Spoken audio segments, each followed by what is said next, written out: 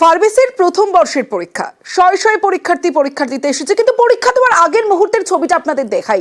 দেখুন, পরীক্ষা দেওয়ার আগেই দেদার টোকাটুকি চলছে, যে ছবি আপনারা দেখছেন এবং আমাদের ক্যামেরা দেখেই দৌড় অভিযুক্ত। আরামবাগের ছবি, আরামবাগে প্রশ্ন ফাঁসে রীতিমতো তুলকারাম পরিস্থিতি। ফার্মেসির প্রথম বর্ষের পরীক্ষার আগেই প্রশ্ন ফাঁস, কলেজের বাইরে মোটা টাকায় প্রশ্নের উত্তর বিক্রি।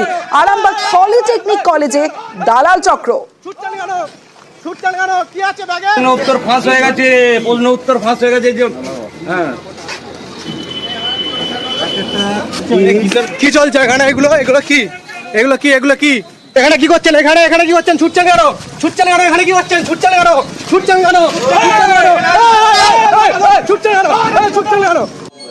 পরীক্ষা তো আরম্ভ হয়ে গেছে, ফার্মাসিস্টের পরীক্ষা আরম্ভ হয়ে গেছে ভাই। ও মাইক্রো জেরক্স মেশিন, কোশ্চেনগুলো পাচ্ছেন কি করে? এই ঘরটা কার? আপনারা ভাড়া নিয়েছিলেন নাকি? কে তুমি? কে গো তোমরা?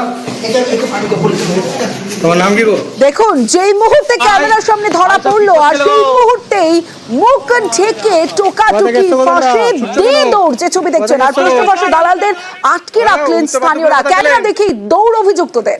এই উত্তরপত্রগুলো কোথায় পেলেন? প্রশ্ন উত্তর ফাঁস হয়ে গেছে। আমি বলুন। কলেজের কি? কলেজের স্টাফ। কলেজের স্টাফ? হ্যাঁ। কোন কলেজের? দাদা কোন কলেজের স্টাফ? এইখানে এই কলেজ। Polytechnic college. আমার আইডেন্টিটি কি দেখি? আপনার আইডেন্টিটি কার্ড তো নেই। হ্যাঁ, আপনি কলেজের স্টাফ, আপনার আইডেন্টি কার্ড নেই? না।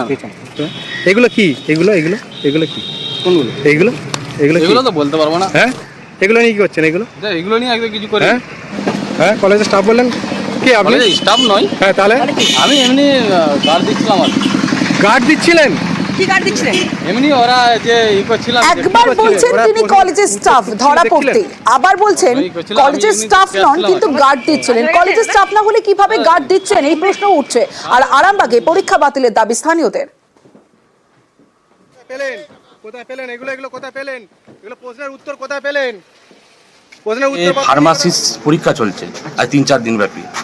তো ব্যাপারটা হচ্ছে যে এইগুলো হচ্ছে একটা দালাল চক্রের মাধ্যমে আধ ঘন্টা থেকে 1 ঘন্টা আগে প্রশ্ন উত্তর একবারে সমস্ত মেল করে দিচ্ছে। তার বিনিময়ে প্রচুর টাকার রফা হয়েছে।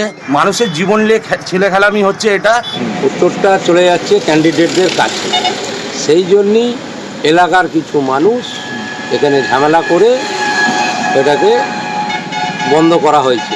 এই কলেজের মোটামুটি কারো কাছ থেকে 10,000, কারো কাছ থেকে 20,000, কারো কাছ থেকে 30,000 এইরকম একটা পয়সা নিয়ে তাদেরকে প্রশ্নগুলো উত্তরগুলো দেওয়া হচ্ছে।